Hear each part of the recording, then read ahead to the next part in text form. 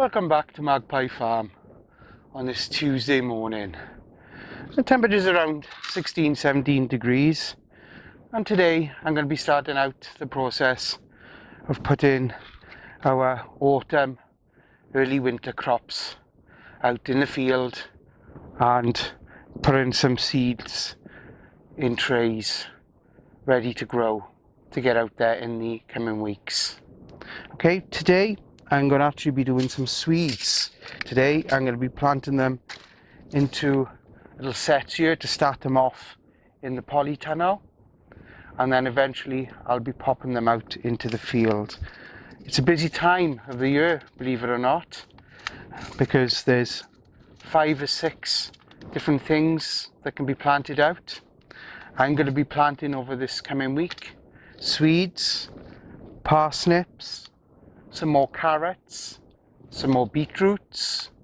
I'm also going to be planting out some broccoli, some Brussels sprouts, and some cauliflowers, and a few more cabbages of a different variety.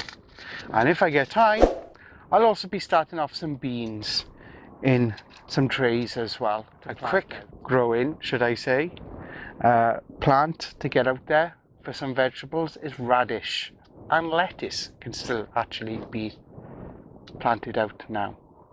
So there's a lot to be doing this week, so come and join me on Magpie Farm as we do some planting. Okay, for the seed trays I basically like to use a nice organic earth. I basically fill the seed trays up to 3/4.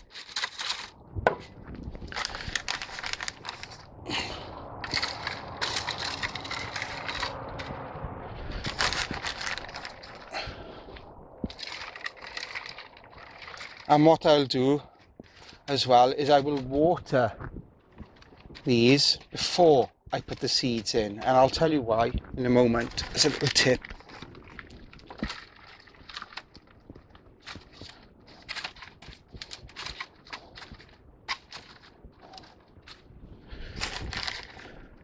The reason we water before we put the seeds in is otherwise the seeds will end up going everywhere. They could go to the bottom of the earth, or they may just come to the top, and you'll get a much worse germination rate doing it that way.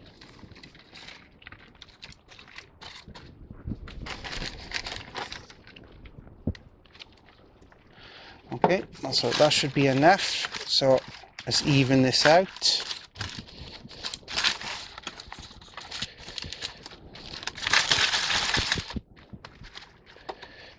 Take a little bit out of each cell, as they call it, the posh word, or as I call it, out of each little pot.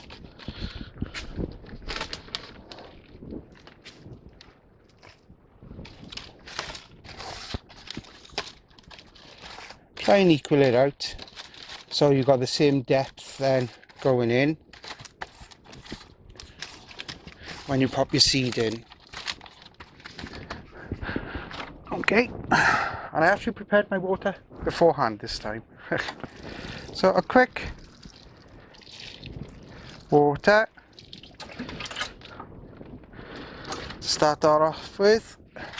Give it a bit of a shake, make sure the water's gone through. It's not just sitting on top like it is on 1 or 2 cells here.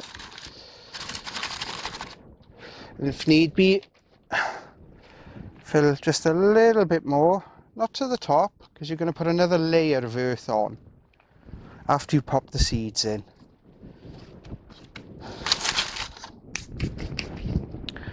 Okay, so these are my Swedes. Basically they say if I plant them out around now, I should get a crop in May, June next year, but we will see. Put a couple in your hand and put 1 or 2 seeds in each cell or little pot.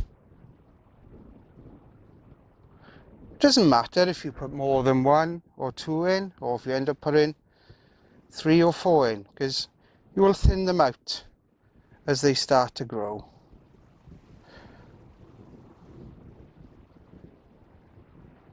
If you're like me and your eyesight is not as good as it used to be, make sure you wear your glasses, otherwise you won't see the seeds when you're actually putting them in the little pots.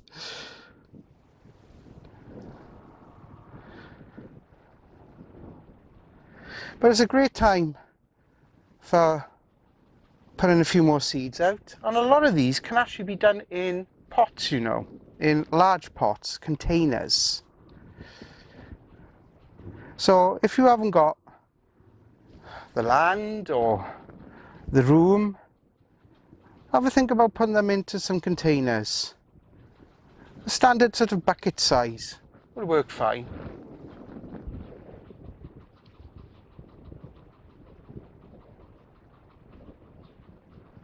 And normally with the Swedes you get an absolute bag load of seeds with the Swede packet. So you can be generous as you put them into each cell. Because as I mentioned earlier, you will thin them out as you go along.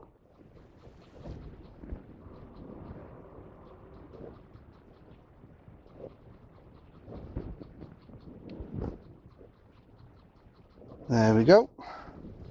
So that's the first tray done. I will be doing another tray of these as well.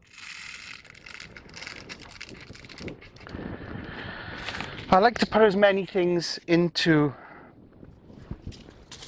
seed containers like this to start them off with. It gives me a bit more control over it, especially where, as I've mentioned before, the earth on our land is not so great. Certain things you can't do, they just don't go so well. Parsnips being one of them. The roots sort of get deformed, and it's of course the roots that you actually end up eating with parsnips. You can do them in containers though, that's still fine. This is still good for containers, but not so good for starting off in here, because the roots will become deformed. If you don't mind deformed looking parsnips, then try it. You've got nothing to lose of you. Okay, and then what we do then is just a thin layer of earth over the top.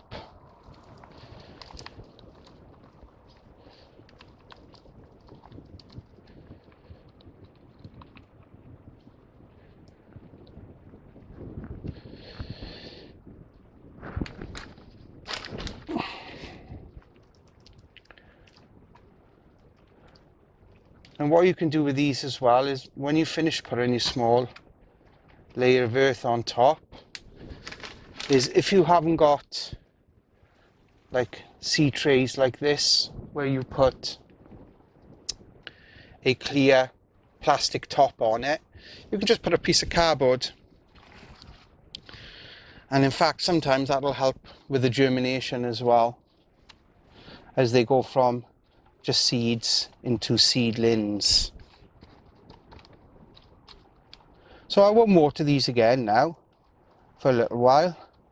I'll leave them for a couple of days and I will pop a top on them. Oh,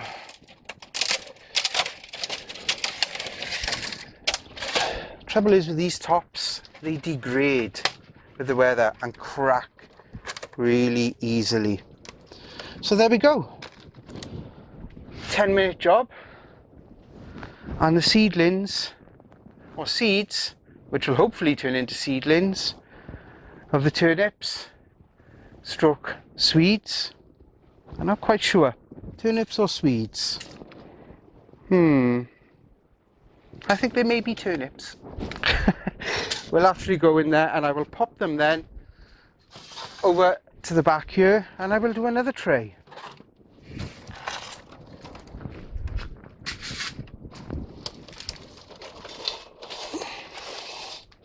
And they should germinate now in the next sort of 2 to 3 weeks, all being well. Of course, depends what the weather is in your particular area. So it could be slightly sooner, it could be slightly longer. And back into the packet. And what I'll also try doing is direct sowing some of these as well into the earth. Because of course, this farm is new to us. This is a new venture, or adventure, should I say, for me and Mariusz. So it's about learning, and I don't always get it right. So I'm testing out the land, but I'm also making a bit of a backup plan as well, just in case it doesn't all go to plan. And then I would probably water these every sort of third day, depending on the weather, until the seedlings start to come through. And then you may wish to consider giving a bit more water then every second day. But don't make the same mistake I did when I was first trying these out and so overwater, because basically all you end up doing is rotting the seeds inside the little pots, and you get very, very low germination rate then. Okay, so perfect, that's done. Pop another lid on if I can find one that hasn't degraded into nothing. Okay, that'll do. Doesn't have to be perfect, just enough to keep a bit of the moisture in. Oh, and another tip, don't forget to label your seedlings, especially when you're doing multiple seedlings.